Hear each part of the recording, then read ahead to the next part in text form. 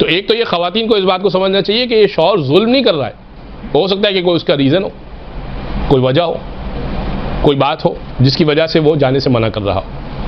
तो औरत को क्या करना है, चूँकि हमें इस बात को डिस्कस करना है कि ख़वातीन को जो पेश आ रहा है उसमें करना क्या है।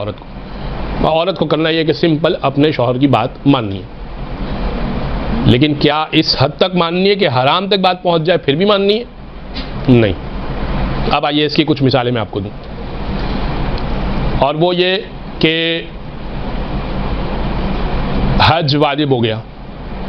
कैसे वाजिब हो गया? बाज़ तबकों में महर रखा जाता है, बाज़ कम्युनिटी सिस्टम में 5 तोले सोना। अब वो आजकल तोला ही इतना महंगा हो गया है कि 5 तोले की रकम बहुत ज़्यादा बनती है, 12-13 लाख कुछ बनती है। मेरा ख्याल है 4 लाख कुछ तोला है इस तरह का। तो 5 को लगा लीजिए, 20 के हिसाब से 20 लाख रुपए हो गए। तो उसमें तो प्राइवेट हज भी हो जाएगा। अब महर मांगना तो वाजिब हो गया। अच्छा, ये भी सुन लीजिए, महर मांगना वाजिब हो गया। अगर आपका महर इतना बन रहा है कि जिससे आप हज कर सकती हैं तो महर मांगना वाजिब हो गया। ठीक है, वो देखिए, महर की 3 अक़साम आपने पढ़ी होंगी या सुनी होंगी या समझी होंगी। एक होगा मुअज्जल, एक होगा मुअज्जल और एक होगा इंदत तलब। यानी इसको यूं समझिए कि एक होगा एडवांस, एक होगा लेट पेमेंट, डिले पेमेंट, और एक होगा व्हेन एवर आस्क्ड और व्हेन एवर नीडेड। तो डिले पेमेंट कब होगी? जब अल्लाह ना करे कि दोनों अलहदा होते हैं। अब ये फिर डिले पेमेंट है, लेट पेमेंट हुई है। एडवांस पेमेंट कब है? एडवांस पेमेंट तब है कि अब जब निकाह हो गया अभी आप महर दें। हालांकि अभी निकाह हुआ है, अभी उस निकाह से फ़ायदे हासिल नहीं हुए, निकाह का फ़ायदा हासिल नहीं किया गया, लेकिन आप महर दें।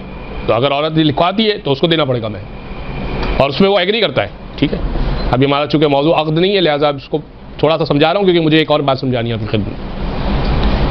और एक है इंदत तलब, जो कि आजकल सभी ये इसको लिखवाते हैं कि इंदत तलब, जब मैं मांग लूँ, जब मैं मांगूंगी आपको देना होगा।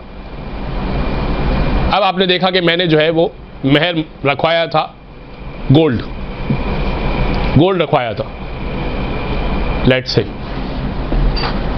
और आज उस गोल्ड की कीमत इतनी हो गई है कि हज वाजिब हो रहा है, मांगना पड़ेगा। या कोई रकम रखवाई थी जिस रकम में उस वक्त तो हज नहीं हो सकता था, लेकिन आज जो है वो हज हो सकता है। अगरचे कि ऐसा होता नहीं है, पॉसिबल ही कि हज साल बढ़ रहा है और हज महंगा हो रहा है और पैसे की वैल्यू गिर रही है। लेकिन मैं मिसाल पेश कर रहा हूँ आपकी खिदमत में। एक मुमकिन है कि किसी साल ऐसा हो जाए कि प्राइस बहुत नीचे आ जाए और आपका महर बढ़ जाए, महर की रकम बढ़ी हुई हो, महर हो 5 लाख और हज हो 2.5 लाख 3 लाख, जो कि हज पिछले सालों में मतलब चंद अर्से पहले ऐसा ही था, हज सस्ता ही था, हज कोई इतना महंगा नहीं था, ये अभी एकदम बूस्ट कर गया। तो अब आपके ऊपर महर मांगना वाजिब है। गोल्ड है, गोल्ड की कीमत बनती है, आपने महर मांग लिया, महर मांगना तो वाजिब। शौहर ने महर भी दे दिया, भाई ठीक है ये आपका महर हो गया 10 लाख रुपए, 12 लाख रुपए, हज हो सकता है। हमारी बात क्या चल रही है? बात ये चल रही है कि शौहर की इताअत वाजिब है, लेकिन किस हद तक? किस हद तक माने कि उसकी बात रहे, कितनी माननी है। अब आपने कहा कि मैंने तो हज के लिए अप्लाई कर दिया, तो शौहर बेफर गए। अरे भाई 40 दिन के लिए हज पे जा रही, ये पीछे घर कौन देखेगा, ये सारे खाना कौन बनाएगा, ये बर्तन कौन धोएगा, ये सब कौन करेगा? तो मेरी तो इजाज़त नहीं है। अब यहाँ पे परवरदिगार की इताअत और शौहर की इताअत दो टकरा गई।